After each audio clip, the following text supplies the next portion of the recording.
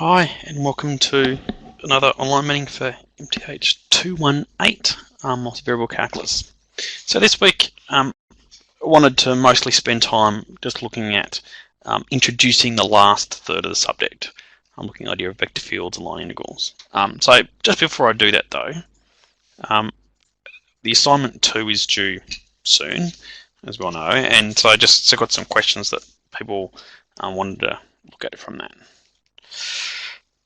So the only question I've got really is about the change of variables, and in particular, what similar questions are there out there that people might help.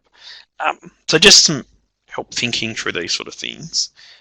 There are basically two type of ways of specifying a transformation when you do a change of variables with 2D or 3D. And that is, you can either specify it as the new variables, UV, functions of the old variables, x and y, or you can do the other way around. So the old variables, x, y, are functions of the new variables, u and v. So, and they're interchangeable in the sense that if you've got one, you can work up the inverse transformation and get the other one. So you can always go one between the other. Nevertheless, specifying it one way or the other sometimes is very natural for a certain problem, and approaching it that sort of way, the path sort of directed by the initial transformation, makes it easier or harder, depends. And so they are different ways, and there is a slightly different way of approaching them. So the way we can do Jacobian slightly differently, etc. And so in the study guide, example 240 and 241 is one of each type of that. And again, tutorial 6, question 5 and 6, sort of the two differing types. And so looking at your assignment question and seeing how that one is sort of approached, and just what the substitution type is, could lead you to the more natural example to follow. Just be aware though, in your exam it could be the other way around, and so be prepared for both of them. There are other ways of specifying transformations, so other ways to distinguish them, I should say. You can also, as I mentioned at the bottom here, is distinguish them as being a linear or a non-linear transformation. Although, in some sense, you treat them the same way. If it's a linear transformation, there are some shortcuts which might be helpful. And that is, if it's a linear transformation, and what I mean by that is, say I've got my pen, let's use it. So u is equal to ax plus by, and v is equal to cx plus dy, for example. It's a linear transformation. Then when it's linear, you can write it the whole thing in terms of downward matrices. And then to work out the inverse transformation, you can use inverse matrices to help you out, etc. So as soon as you've got matrices, you can do lots of the matrices ideas to help you with some of the various things you need to do. So that's useful. So if you know it's linear, there's some shortcuts available. Second thing is a linear transformation will map straight lines to straight lines. So if your region of integration you're looking at to start with is a polygon, so all the sides are straight lines, then you know that those straight lines will get mapped to straight lines. So all you really have to worry about is what happens to the vertices, the points. And so just looking at just what happens to the points often can make linear transformations a bit easier to handle. Whereas in generality, full generality, when you've got nonlinear transformations, you have to look at what happens to each side, which might be, to begin with, a curve, which might be mapped to another curve, or a different curve. Or it might be a straight line mapped to a curve, and vice versa. You have to consider the whole side. So noticing if it's linear can bring some shortcuts to you. So when you look at your assignment question, which has, and one of the questions really obviously is do a change of variables, then look at what the substitution type is. That will give you a good indication of some parallel examples. And then consider if it's linear or not. So both in the textbook and the study guide, they're predominantly linear examples because they're much more natural and easier to do in some regard. And so utilize that where you can. So that's just some tips for about assignment 2 that someone asked for. Okay. So now I want to look at the next topic of the subject. Now, normally I would leave this for another week, but Anzac Day is in the way, so we'll bring it forward. And so I want to look at the first few topics of the vector calculus, as it's called. So the building blocks of vector calculus are the idea of a vector field. So a vector field, pretty much like a normal function as we think about it, is pretty much you've got a bunch of input variables and it gives one value. So many inputs, one output is our normal multivariable function, is how we've been thinking about it previously. And just like we sorted those transformations, just like that, just there really. Each variable, so u, was equal to a function of one variable. So u was one output for many inputs. But instead of, another way of looking at it is that if you had a function where the output is not just a single number, but a vector of numbers, or a bunch of, so a vector with lots of components, that's what we call a vector field. So a vector field, and an example of a vector field is pretty much that transformation looked at as a whole. So when we're looking at u and v is two values produced from all the two x, y inputs. So you've got a vector, x, y's, going to another vector, namely u's and v's. So that's the idea of a vector field. And I'll give you more examples in a second, but that's an idea as we said before. So we can often bundle it together as a vector output. And so I use bold letters for vectors. And so capital F can be either thought of as a vector with with two components. To show it's sort of one thing, I've used this ij notation. So it's the first component I plus the second component j. You can write it as a tuple. I is a first number, comma, next one, and all brackets. Same idea. Another example where we've seen of a vector field is called a gradient vector field. So given any scalar valued function, so scalar just means single value, vector means multiple value. So with any scalar vector valued function, then the gradient of that ends up producing a vector. So namely both with an x and a y component, or an I and j component to it.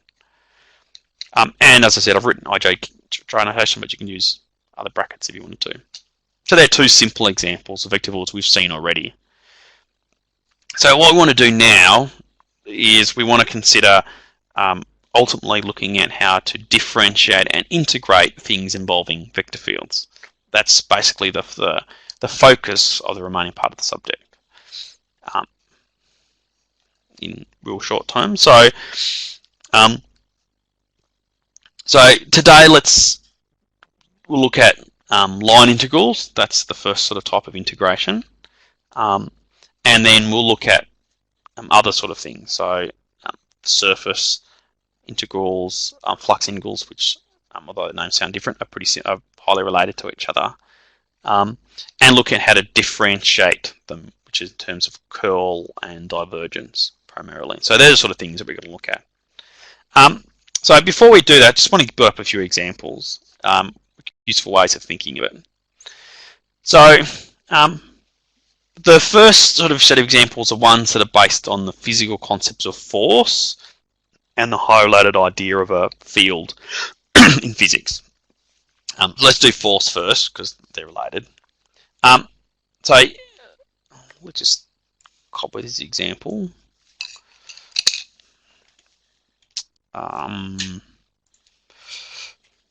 Okay. Pardon me. So you've got a 2D area, so we'll just worry about 2D sort of problem for the moment. And at any point in space, we have a force acting on it. So imagine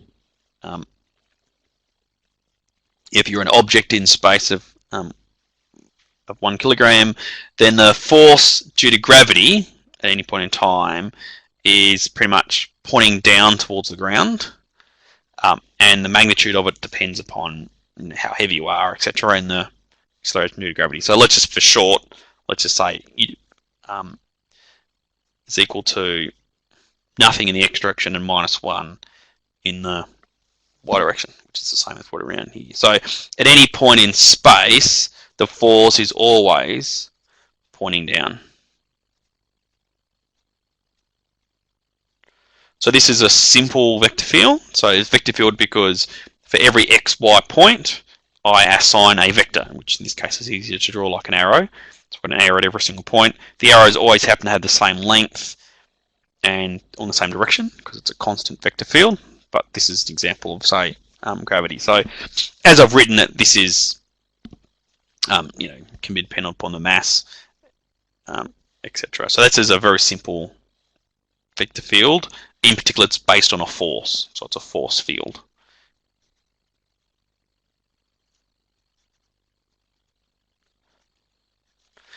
And I've done it in 2D, but I could do them in 3D as well, because we live in a 3D world. That sort of makes sense. So this is Maple's version of my vector field. So you can do them in Maple, same sort of idea. There's a command there if you want it later. So in physics, often we want to make this sort of vector field independent of the actual object we're considering. So independent of, say, its mass or charge, depends on the context. So in terms of gravitational stuff, we often want to know what the force is per mass. And so pretty much you can just divide every value of the thing by the mass, which normally is constant. And that gives you the field. So the gravitational field would look the same sort of thing, but just slightly different values. And you can do another dimension. So this is a harder problem. Harder as in it's just hard to draw.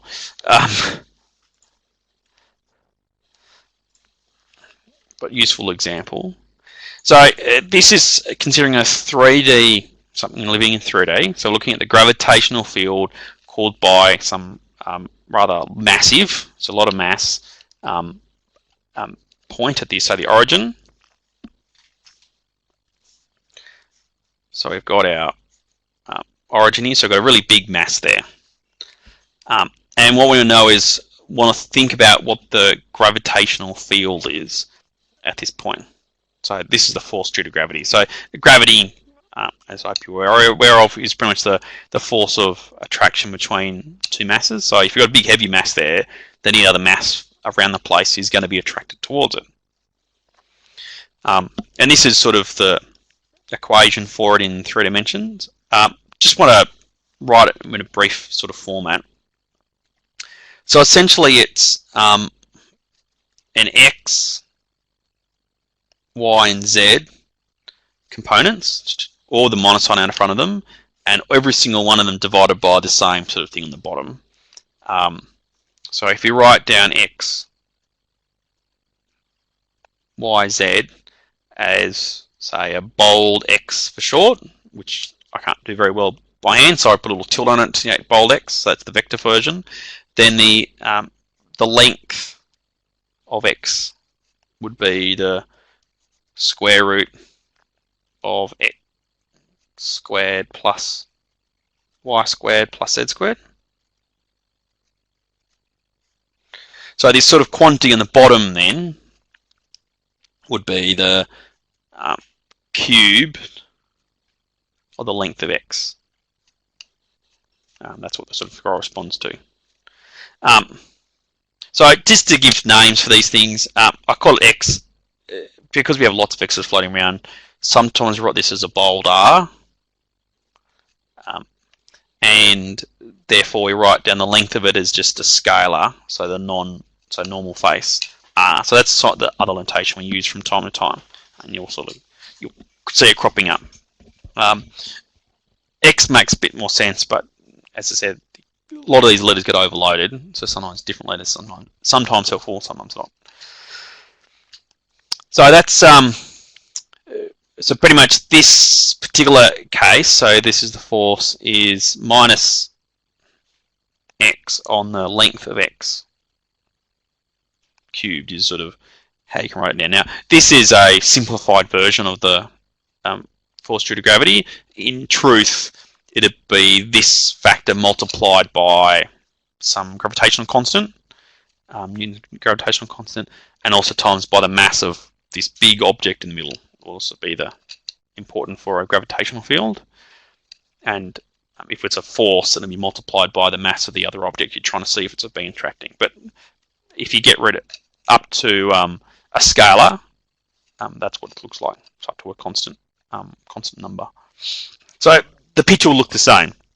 So I'm not getting rid of all the funny numbers to make it look easy to draw. So basically what this is that if you pick any point in space, let's just pick here for example, then basically the vector is pointing in the direction of minus x. So what that basically means is x is just an arrow pointing to where we're at, the dot we're picking on. And so minus x would be a vector pointing in the opposite direction.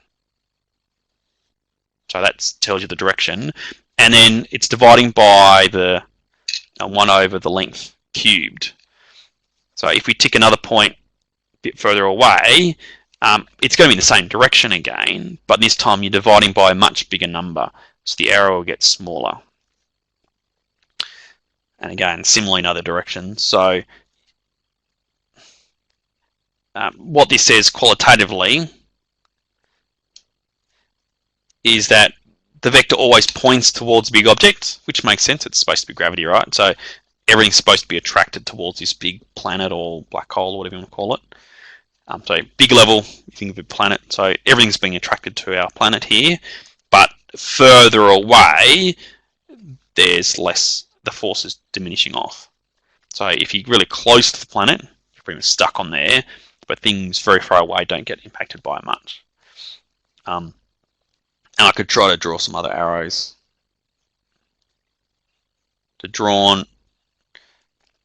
So the length of the arrow indicates how the strength of it. And again, this is a gravitational field as I've drawn it, which is pretty much the same as the force field, but just divided by the mass. So this is another sort of idea. So in summary, one big example we have for vector fields that we encounter commonly is in terms of forces. And working at the total force, or indeed the energy given, or it's called work, along a path is sort of one key example I'll mention a bit later on. So that's certainly one useful example of it.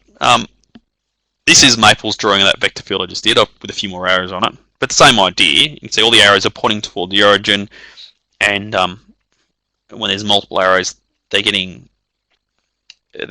bigger the closer they are to the origin. So if you imagine this as a black hole, in theory is a mass at a single point, sort of singularity. You can see that at a black hole, the gravitational field gets very, very, very strong as you get closer and closer towards it. Okay, so different ideas of vector fields. Again, a helpful way of trying to visualize what sort of thing happening. You can imagine it's a bit of fluid. So you can imagine looking above at a river, for example, and looking how the river flows in the 2 dimensions x, y. Or you can imagine swimming in a pool in 3 dimensions and how the water flows around you. So that's maybe more precise, like if you're at a car, for example, and the air goes around the car based on your aerofoil and how curves it is. So that's the direction of the flow of the air, which is a fluid, around the vehicle. So another good understanding is in terms of flow of a fluid or something to that effect. So in this case, let's just do another example. And I find this one helpful. It certainly helps with lots of the metaphors that we use at times to describe stuff. So for example, like curl and divergence, things we look at later, certainly make much more sense in this sort of understanding of what a vector field is. So I certainly encourage it. So imagine you've got a body of water. We imagine that the whole thing, water, flows at a given point by this given vector field. So this tells you how it's flowing. So let's just put a straight line on that in if I can. this is my vector field. I've got to try to, and again, I could write it as minus y, comma x. I've got to, so let's pick an arbitrary point. Let's pick a point here, for example. I've got to try to sense what it is. So, although I could plot for your things, I just want to draw an arrow here. This arrow here that I've just drawn in is basically the arrow x comma y. Now, one thing I noticed, this is called x here, that if I take the dot product of x and my vector field f, then I'm getting x times by minus y plus y times by x, and they cancel out, and so the dot product is 0. So this position vector and my vector field at the position happen to be perpendicular. And if you take, and we've got to work out which perpendicular is two different perpendicular directions. So if I make it, it's 1, 1, so it's going to be pointing in the minus direction. So make it red. So the vector field's red. Then the vector is going to be pointing in this direction, so perpendicular to that position vector. You want to know well, how long is it? How long should I draw it? So if I draw the length of f, and let's make it square to get rid of the square roots, that would be the first component, so minus y squared plus the second component squared, which is just equal to, perhaps in alphabetical order, x squared plus y squared. So we got x squared plus y squared. That pretty much says that picking any vector, so any position at all, the vector field's always perpendicular to this position vector, and by looking at the direction, always happens to be pointing in this sort of anti-clockwise direction, and the length of the vector is given by just how far out it is. So that tells me, pick any other point the same distance away.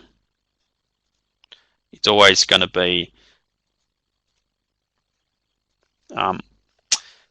perpendicular to that, and if I pick points closer in, then they will be still perpendicular,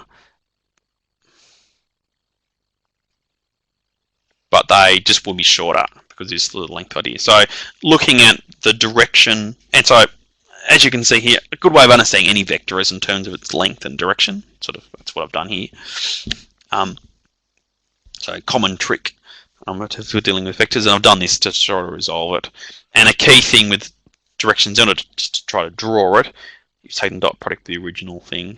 Now, it takes some experience to see some things. I mean, I've picked this one for a reason, so I sort of know what it's going to look like. But this sort of vector, minus yx, is something which is perpendicular to xy, and that's directly, in particular, why it's been chosen. So noticing that sort of pattern is a useful thing in terms of linear algebra, which you may or may not have done much of yet. In terms of what this is saying is basically we've got a body of water which is rotating. So the whole thing's spinning right around. So it's completely rotating about a point. It's not a vortex in the sense that everything's spinning around, but it's not sucky wind to the middle. So if I divided this by a length sort of thing, so if you put a little, so if you put a little boat somewhere in this water here, then what will happen is it would go around in a circle. So it's always circular movements, whereas a whirlpool, everything's like a plug hole, for example, everything spirals towards the middle after a while. This is everything going around in circles. And I said, so part of these examples are just to show you some examples of vector fields. So when we have to do changes of them and integrals along them, we're getting some sense of what it might correspond to. Okay, and also just decompose them into directions, what is also a helpful idea. So now we've got some vector fields at disposal. That's Maple's version of that picture. then we want to do some integrals for it. So the first thing I want to consider what's called a line integral. It's probably a bad name. Maybe curve integral is probably a better name for it. Pretty much it's the idea of summing up things along a curve. And so there's two types. One's called a scalar line integral and the one's called a vector line integral.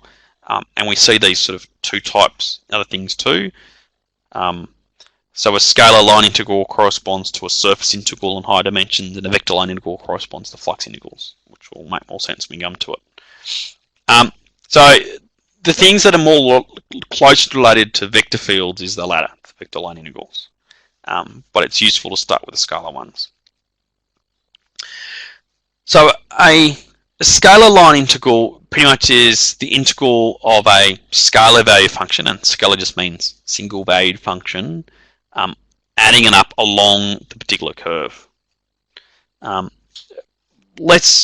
tell you how to do it in a second. It's just written there, but let's just have a look at an example. So let's suppose we've got a wire and it's been shaped into a helix, which is a very fancy way of saying a spring shape. That's the parameterization for it just there.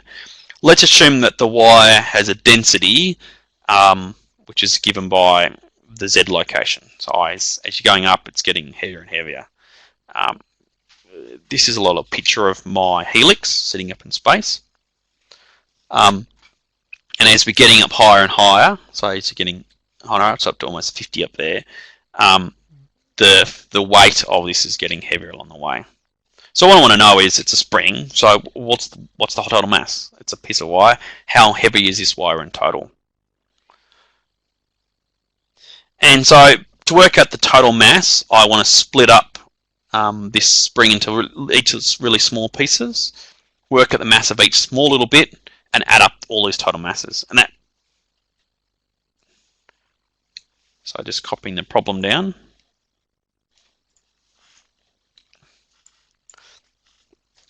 So that pretty much means the total mass, which is what I'm after, is going to be summing up over all the small bits of mass. And you go, well, what's a small bit of mass? Well, pretty much, if I get my little curve here, if I split it up into a small part, that's pretty much the density, linear density, rho, times by a small bit of arc length. And so I use S, little s, to indicate the length of the curve. So the total mass would be the density rho times by a little bit of length along surf curve. And this is the definition. I haven't done any calculations just yet. So this is the idea of a scalar line integral. So the scalar line integrals are integral along a curve, and we tend to have what's called ds at the end. And that means breaking it up into small bits of arc length. That's a sort of characteristic of a scalar line integral. So the way we work these things out is pretty much integration by substitution. That's what we really do. So we just make a parameterization for the curve, which in this case has been given to us. For a circle, you can work it out yourself if necessary, or a straight line. So you just parameterize the curve you've got and then do integration by substitution. So let's look at it in this case. So in this example, we're doing the integral along the curve of rho, which is z in this case, ds. So when I want to parameterize it, so I just do int by substitution is the idea. I'm going to change it to t's. So t goes from 0 to 4 pi.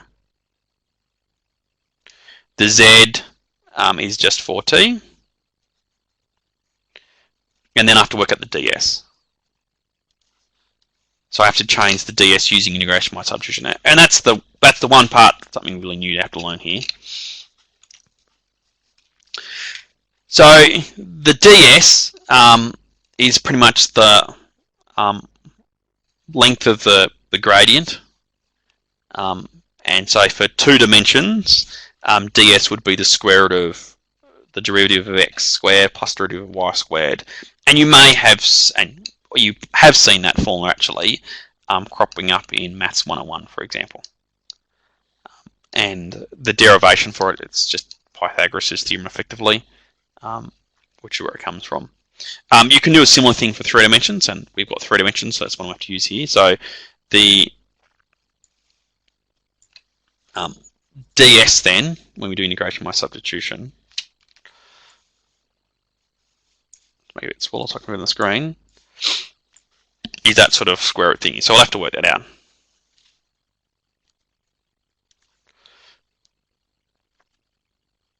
So ds is given by this firm, and you can see that in order to work it out, I'll need to work out all these various derivatives first, and then plug it away. So I said, really it's integration by substitution, and we just have to replace ds's by some sort of appropriate function. So you take derivatives of everything we've got. So derivative of 3 cos is minus 3 sine t. Derivative of c 3 sine is 3 cos t. And derivative of 4t would be 4. And then ds would be the square root of the sum of all these squares. To be 9 sine squared t plus 9 cos squared t plus 16. That's just plugging everything in. And I've got to leave the dt at the end. That's outside of the square root. I've got a 9 sine squared plus 9 cos squared. That's just a cos squared plus sine squared really underneath of it all. So they'll just disappear to 9. So I've got 9 plus 16 dt. 9 plus 16 is 25. Square root gives you 5. So this simplifies down in this case to 5 dt. So this is going to be multiplied by 5 dt. So I said integration by substitution, and it just so happens that when you've done the substitution, ds becomes 5 dt. And this sort of idea, this subbing this sort of formula, as I said, you actually did see in Maths 101, but only for the very special case when rho was equal to 1. And you used it for the very special case of working out the length of a piece of a curve in 2D space. But the same sort of idea generalizes to other sorts of things, in this case working at the mass, where the mass is non-uniform, essentially my example here, and also into 3 dimensions. You can also work at other things too, which I'll do after this example. So now I've got to integrate. So this is, if I integrate, I got 20, it's 20t, so when I integrate that I'll get 10 t squared from 0 to 4 pi. Sub in 0 I get nothing, sub in 4 pi I'll get 16 pi squared would be my answer. So that would be the total mass of this particular helix or spring shape. Now, as I was alluding to, you can use this sort of scalar line integrals to work out the length of a curve, and again, that is something we have actually done. Well, you have done in Maths 101. You can work like I did there to work out, say, the mass of an object, if you know the rho is the density. You can do other things. You can work out the x coordinate or y coordinate, z coordinate, or the center of mass. The same sort of idea. I haven't quite written it down properly. How about I write the formula correctly? So the x coordinate of the center of mass would be 1 over the mass, the integral of x rho ds. And that's a similar sort of formula we've seen in other cases too. And you can work them all out. So lots of those sort of things. So, and approach them all the same sort of way.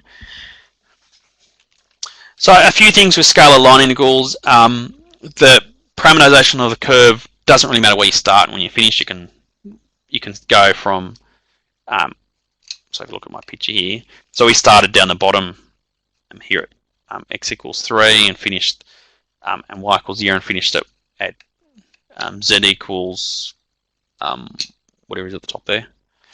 It looks like almost 50 from my picture. But I could go from the top and go all the way down. And when I look at mass, it doesn't really matter. I'm just adding up mass. So the direction, or the precise word I use is orientation, doesn't actually matter for a scalar line integral. The next sort of integral is called a vector line integral.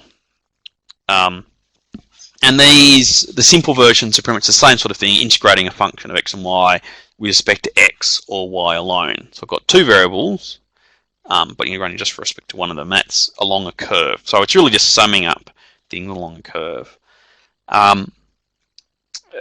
Commonly, we write them together, so we just have these two sorts of formats. So yeah, and we add them together, and you can so often I'll write down that sort of notation there, which is just shorthand for doing them separately. I often also write it in vector form, and so if I write down, if you write the coefficients, say P and Q as a vector field, then I can write this notation here as the integral of this vector field dot dx, and you can see the x there is bold typed so you can get a vector. So this here is really just shorthand notation for what's just above. So all these three formats, so 1, 2, 3, effectively, that's all three formats, are all types of what's called vector line integrals. Now, there are quite a few different ways we can do vector line integrals. And so I'll only show you the simple way for the moment. The more advanced methods can often make things easier for you. So the advanced methods are things like Green's theorem, the fundamental theorem of line integrals, Stokes' theorem. There are several, and they certainly make things easier. When the situation's right, they're just going to make things easier. Sometimes none of them work though, and it's always good to have a fallback. So the fallback position is pretty much integration by substitution, and works for all of them. And so integration by substitution pretty much works by working out some parameterization to the curve.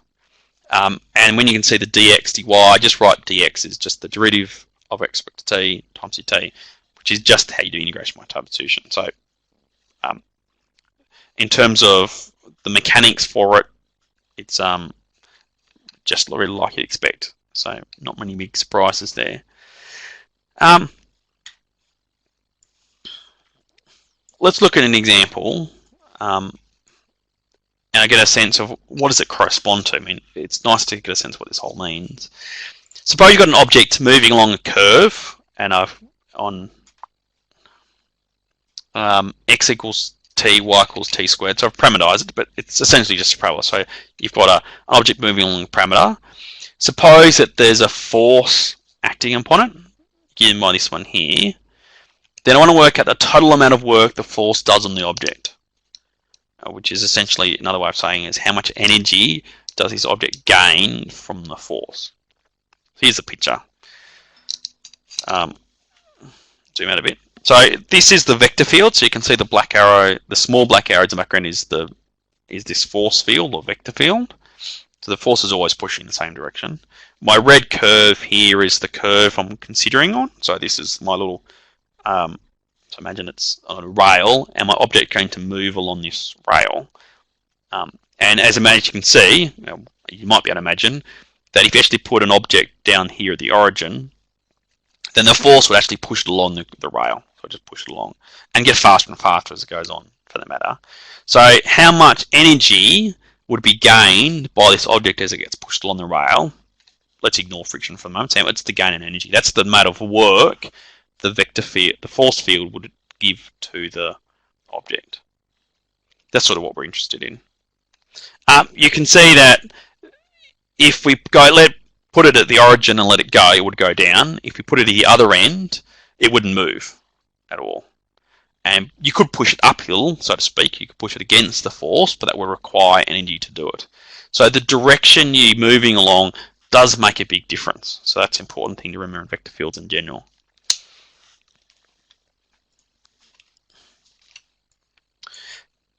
So in terms of some physics, the total work, which is an form of energy, so total work that the force field does upon the object along this curve is pretty much the force, and it's the component of the force in the direction of the tangent, which you'll recall for short as dot dx. That's the component of the force in the direction of the tangent, and we just add it up. We want to add up that component of the force the whole way through, and that means integrating along the curve. So the total work done is just this total force in the direction of the tangent vector, and f dot dx for short. So this is a common occurrence. We actually see the formula in this sort of the format. if we write f in general as having components, say, p and q for 2 dimensions, or similar sort of thing in 3 dimensions, this is really just a shorthand way of writing the integral along the curve of p dx plus q dy. So it means the same thing. I mean, you can that's a shorthand notation for it. So in this particular case, p's is going to be 1 and q's is going to be 1 as well. So we're integrating on our particular curve, our parabola of 1 dx plus 1 dy. So that would be our simplified version in this case. Now in order to do it, pretty much integration by substitution. So doing the substitutions of x is whatever the parameterization is, so x equals t, and y equals t squared, and I haven't done it right properly, so where t is between 0 and 2. And with any integration by substitution, we need to work out what dx dt is, and work out derivatives like normal. So dy dt is 2t.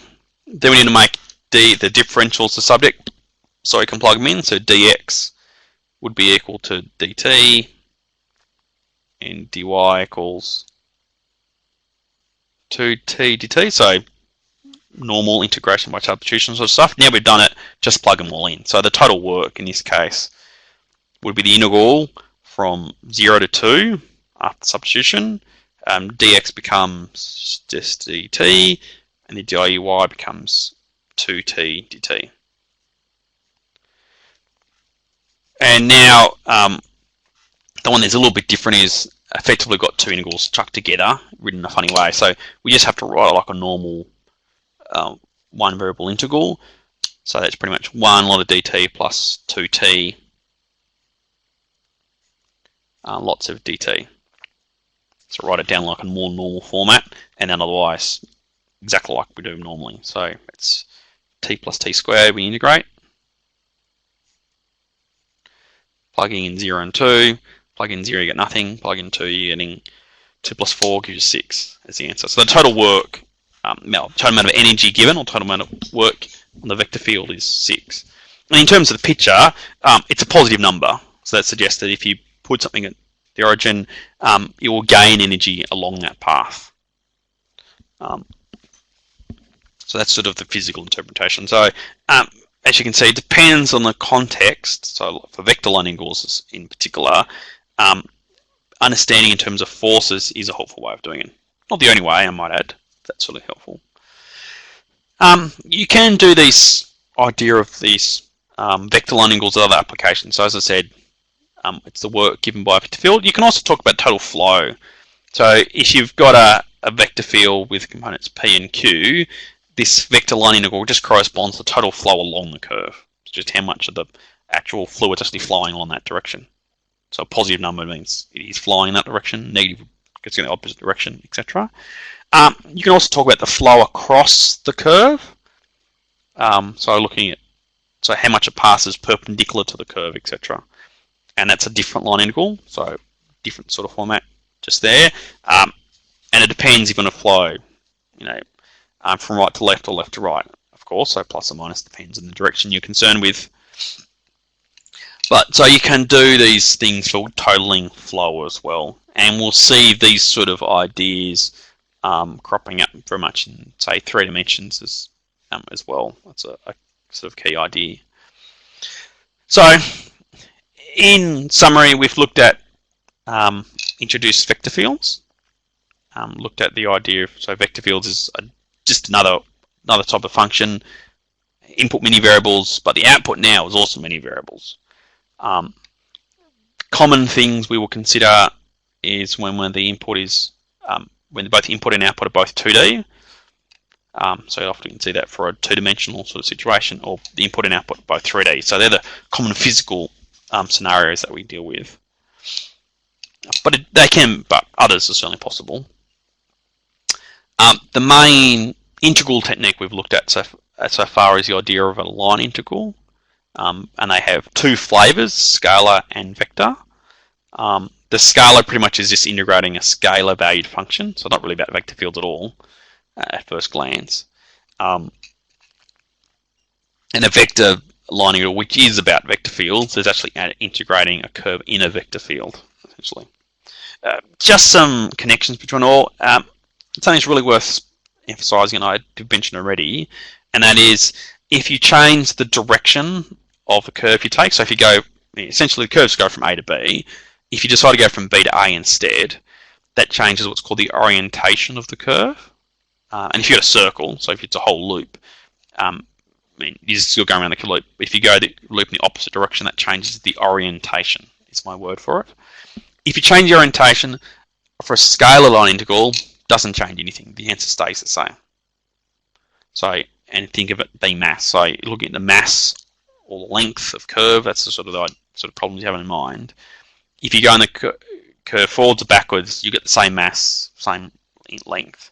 But for a vector line integral, it does make a difference. So the amount of energy you gain in one direction will be the amount of energy you will lose or you're required to put in for it, etc. There is a connection between the two. So any vector line integral can be written as a scalar line integral if you wanted to. The result's more theoretical than anything else, and that is that the total force. It's good just thinking through it. So the total force, a vector line integral pretty much is the component of the force in the tangential direction, which is F dot t. So if t is the unit tangent direction, that's the component of force in that direction, and it's just adding up that along our total curve. So, and you can prove that algebraically in about 2 lines, probably. The tricky bit of the algebra is understanding all the different notation, but that's basically it. So there is a connection between the two. But as I said, often we will deal with the vector line integrals in their own right and not worry. And integration by substitution is a simple method, but we will try to use some high-level theorems where we can. So what I want you to do is please finish assignment 2 by all means. I covered up enough for that on last week's class. Once you've had a go at that, have a start of the vector calculus. The vector calculus just takes some time to get through. And what I want you to do is start by doing some of these line integrals. And I want you to do it directly just to give you a feel. And try to draw some pictures. Try to get a little of intuitive understanding of what this corresponds to if you can. And as I said, I think the two great metaphors is you've got your fluid flow and in terms of forces in physical sense. Now, the latter might be more difficult if you haven't done so much physics so at high school, but the former in terms of a bit of water flowing in a river, hopefully a little bit more encountered that so long as you've done some swimming, for example, or watched other people swim. So they're good ideas to have in your back of your mind, just like when we're doing other integrals. So a normal one-dimensional integral, we think of area as a classic interpretation of it all. Good things to have in the back of your mind. So thanks very much for listening, and I'll see you guys next week.